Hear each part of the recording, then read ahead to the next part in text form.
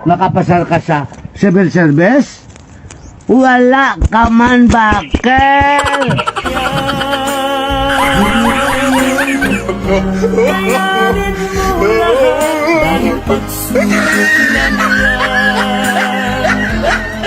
Hi, hello.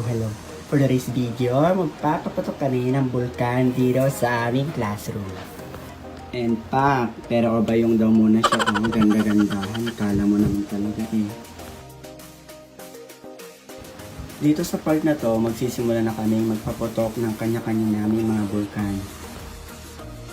So una, ilalagay na muna namin yung baking soda dito sa ulo ng bulkan na ito.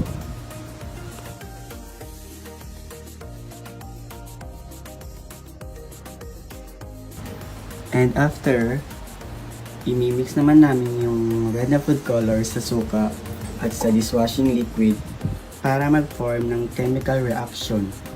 Chemical reaction yarn.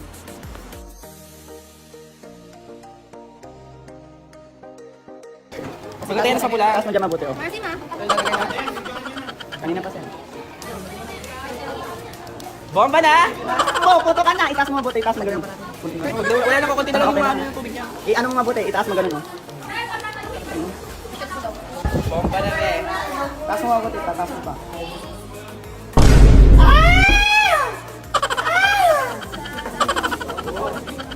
Sige pa. Tapos mo na. Yan yung lang shopping. Oh shit! Nakabangking kasi be.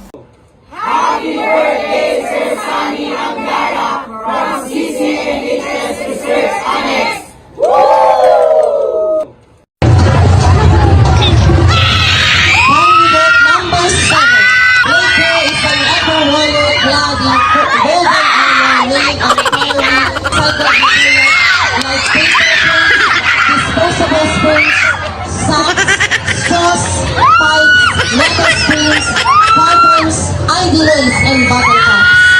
As the guardian of earth, water, fire, and air, his suit, a masterful fusion of upcycled materials, channels the power of the elements.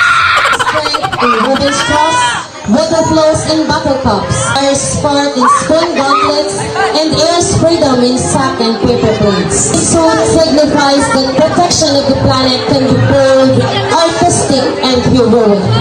Laker stands as a shining protector of nature and sustainability.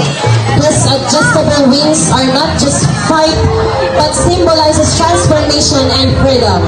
Laker rises to remind humanity that even what we discard can rise again in strength and purpose.